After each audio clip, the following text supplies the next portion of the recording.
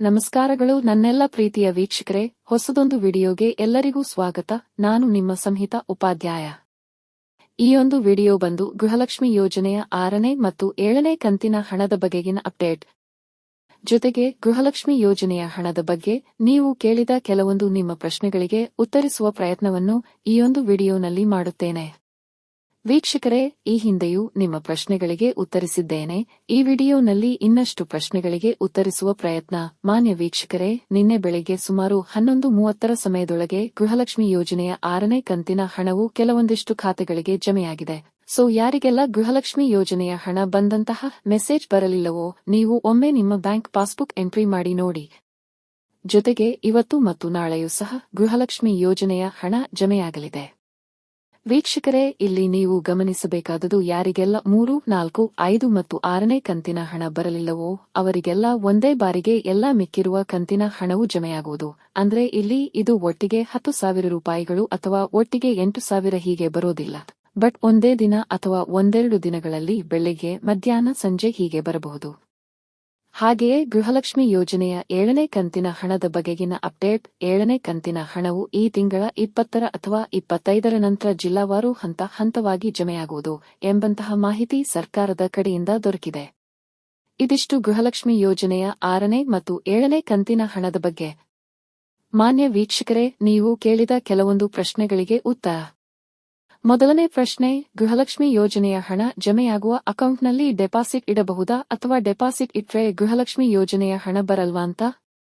ಈ ಪ್ರಶ್ನೆಗೆ ಉತ್ತರವನ್ನು ನನ್ನ ಹಿಂದಿನ ವಿಡಿಯೋನಲ್ಲಿ ನಾನು ಹೇಳಿದ್ದೇನೆ. ಬಟ್ ಇಲ್ಲಿ ಇನ್ನೊಮ್ಮೆ ಹೇಳ್ತೀನಿ ವೀಕ್ಷಕರೇ, ಖಂಡಿತವಾಗಿಯೂ ಇಲ್ಲ. ನಿಮ್ಮ ಬ್ಯಾಂಕ್ ಖಾತೆಯಲ್ಲಿ ಹಣವಿದ್ರೆ ಯಾವುದೇ ತೊಂದರೆ ಇಲ್ಲ. ಕಾರಣ ಸರ್ಕಾರದ ಕಡೆಯಿಂದ ಇದಕ್ಕೆ ಯಾವುದೇ ರೀತಿಯಲ್ಲಿ ನಿರ್ಬಂಧ ಇಲ್ಲ.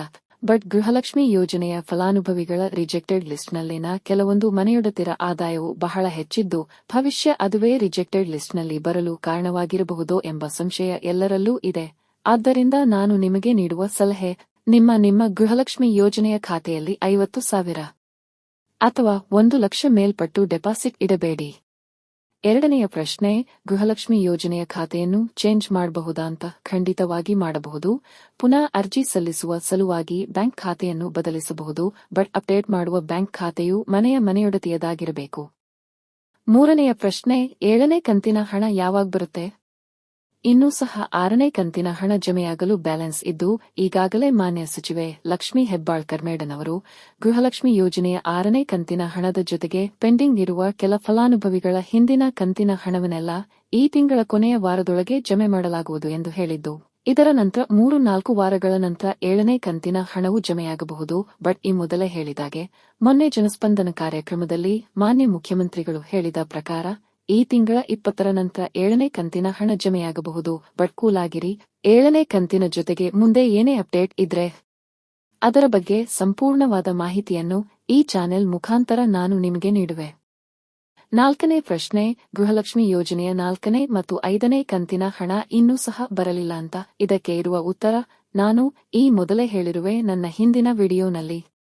ಆದರೂ ಸಹ ಪುನಃ ಹೇಳ್ತೀನಿ, ಯಾರಿಗೆಲ್ಲ 4 ಅಥವಾ 5ನೇ ಕಂತಿನ ಹಣ ಇನ್ನೂ ಸಹ ಬರಲಿಲ್ಲವೋ ನೀವು ನಿಮ್ಮ ಬ್ಯಾಂಕ್ ಖಾತೆಗಳಿಗೆ NPCI ಸೀಡಿಂಗ್ ಮಾಡಿಸಿಕೊಳ್ಳಿ. ಇದಕ್ಕೆ ನೀವು ನಿಮ್ಮ ಬ್ಯಾಂಕ್ಗೆ ಹೋಗಿ ಅಲ್ಲಿರುವ ಅಧಿಕಾರಿಗಳಿಗೆ ಹೇಳಿದರೆ ಸಾಕು, ಅವರು ಮಾಡಿಕೊಡುವರು. ಜೊತೆಗೆ ನಿಮ್ಮ ಆಧಾರ್ ಕಾರ್ಡ್ ಅನ್ನು ಸಹ ತೆಗೆದುಕೊಂಡು ಹೋಗಿ. 5ನೇ ಪ್ರಶ್ನೆ, ನನಗೆ 4 ಮತ್ತು 5ನೇ ಕಂತಿನ ಹಣ ಬರಲಿಲ್ಲ. ನಂತರ 2ನೇ ಬಾರಿಗೆ ಅರ್ಜಿ ಸಲ್ಲಿಸಿದ್ದೇನೆ.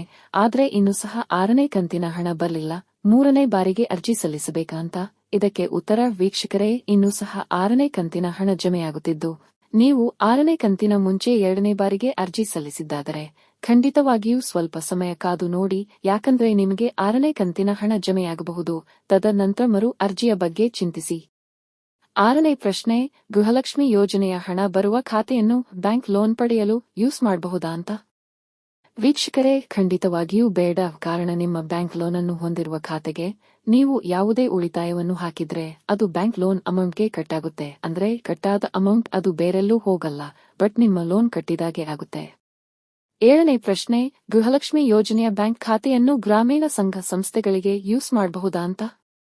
ವೀಕ್ಷಕರೇ, ಖಂಡಿತವಾಗಿಯೂ ಯೂಸ್ ಮಾಡಬಹುದು, ಅದರಲ್ಲಿ ಯಾವುದೇ ತೊಂದರೆ ಇಲ್ಲ. 8ನೇ ಪ್ರಶ್ನೆ, ಇದನ್ನು ಕೇಳಿರುವುದು ಒಬ್ಬರು ರಿಟೈರ್ಡ್ ಟೀಚರ್ ರವರು ಸರ್ಕಾರದ ಪೆನ್ಷನ್ ಪಡೆಯುವ ಖಾತೆಯನ್ನು ಗೃಹಲಕ್ಷ್ಮಿ ಯೋಜನೆಯ ಹಣವನ್ನು ಪಡೆಯುವ ಖಾತೆಯಾಗಿ ಕೊಡಬಹುದಾ ಅಂತ? ಖಂಡಿತವಾಗಿಯೂ ಮೇಡಂ, ಪೆನ್ಷನ್ ಪಡೆಯುವ ಖಾತೆಯನ್ನು ಗೃಹಲಕ್ಷ್ಮಿ ಯೋಜನೆಗೆ ಕೊಡಬಹುದು. 9ನೆಯ ಪ್ರಶ್ನೆ, ಇದನ್ನು ಕೇಳಿದ್ದು ಒಬ್ಬರು ಗೃಹಿಣಿ. ವೀಕ್ಷಕರೇ, ನೀವು ಕೇಳಿದ ನಿಮ್ಮ ಪ್ರಶ್ನೆಗಳಿಗೆ ಉತ್ತರಿಸುವಾಗ ಯಾವತ್ತೂ ನಿಮ್ಮ ಹೆಸರನ್ನು ಇಲ್ಲಿ ತೆಗೆಯಲಾರೆ, ಕಾರಣ ಅದು ನಿಮ್ಮ ಪ್ರೈವಸಿ. ಇನ್ನು ಪ್ರಶ್ನೆ ಬಂದು ಹೀಗಿದೆ: ಗೃಹಲಕ್ಷ್ಮಿ ಯೋಜನೆಯನ್ನು ನನ್ನ ಅತ್ತೆಯ ಹೆಸರಿನಿಂದ ನನ್ನ ಹೆಸರಿಗೆ ಮಾಡಬಹುದಾ ಅಂತ? ಖಂಡಿತವಾಗಿಯೂ ಮಾಡಬಹುದು, ಆದರೆ ನೀವು ನಿಮ್ಮ ಕುಟುಂಬವೇ ಬೇರೆ ಅನ್ನುವ ಹಾಗೆ ರೇಷನ್ ಕಾರ್ಡ್ ಮಾಡಿಸಿಕೊಳ್ಳಬೇಕು. 10ನೇ ಪ್ರಶ್ನೆ, ಇದು ಒಂದು ಮುಖ್ಯವಾದ ಪ್ರಶ್ನೆ. ಇದನ್ನು ಕೇಳಿದ್ದು ಒಬ್ಬ ಗೃಹಿಣಿ. ನಾನು 4 ತಿಂಗಳ ಹಿಂದಷ್ಟೇ ಕೇರಳದಿಂದ ಮದುವೆಯಾಗಿ ಇಲ್ಲಿ ಕರ್ನಾಟಕದ ಕೊಡಗಿನಲ್ಲಿ ನನ್ನ ಗಂಡನ ಮನೆಯಲ್ಲಿ ನೆಲೆಸಿದ್ದೇನೆ. 1 ವಾರದ ಹಿಂದಷ್ಟೇ ನನ್ನ ಅತ್ತೆಯು ದೈವಾಧೀನರಾಗಿದ್ದು, ಈಗ ಗೃಹಲಕ್ಷ್ಮಿ ಯೋಜನೆಯನ್ನು ನನ್ನ ಹೆಸರಿಗೆ ವರ್ಗಾಯಿಸಬಹುದಾ ಅಂತ? ನೆಚ್ಚಿನ ಸಹೋದರಿ, ಇಲ್ಲಿ ನಿಮ್ಮ ಅತ್ತೆಯ ಗೃಹಲಕ್ಷ್ಮಿ ಯೋಜನೆಯನ್ನು ನಿಮಗೆ ವರ್ಗಾಯಿಸಲು ಸಾಧ್ಯವಿಲ್ಲ. ಆದರೆ ಪುನಃ ಹೊಸದಾಗಿ ರೇಷನ್ ಕಾರ್ಡ್ ಮಾಡಿಸಿ ಅದರಲ್ಲಿ ನೀವೇ ಮನೆಯೊಡತಿ ಎಂದಾದರೆ ಮಾತ್ರ ಗೃಹಲಕ್ಷ್ಮಿ ಯೋಜನೆಯ ಬೆನಿಫಿಟ್ ಅನ್ನು ನೀವು ಪಡೆಯಬಹುದು. ಇದಲ್ಲದೆ ನೀವು ಕೇರಳದಿಂದ ಇಲ್ಲಿಗೆ ಬಂದಿರುವುದು ತೊಂದರೆಯಾಗುವುದಿಲ್ಲ, ಕಾರಣ ನಿಮ್ಮ ಹಸ್ಬೆಂಡ್ ಅವರು ಇಲ್ಲಿಯವರಾಗಿರುವುದರಿಂದ.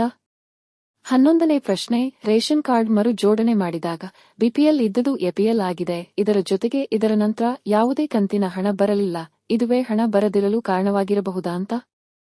ವೀಕ್ಷಕರೇ, ಖಂಡಿತವಾಗಿಯೂ ಇದು ಕಾರಣವಾಗುವುದಿಲ್ಲ, ಕಾರಣ ಸದ್ಯಕ್ಕೆ ಗೃಹಲಕ್ಷ್ಮಿ ಯೋಜನೆಯು 2 ಕಾರ್ಡ್ದಾರರಿಗೆ, ಅಂದ್ರೆ ಅದು ಎಪಿಎಲ್ ಮತ್ತು ಬಿಪಿಎಲ್ ಇಬ್ಬರಿಗೂ ಇರುವಂತಹ ಯೋಜನೆಯಾಗಿದೆ.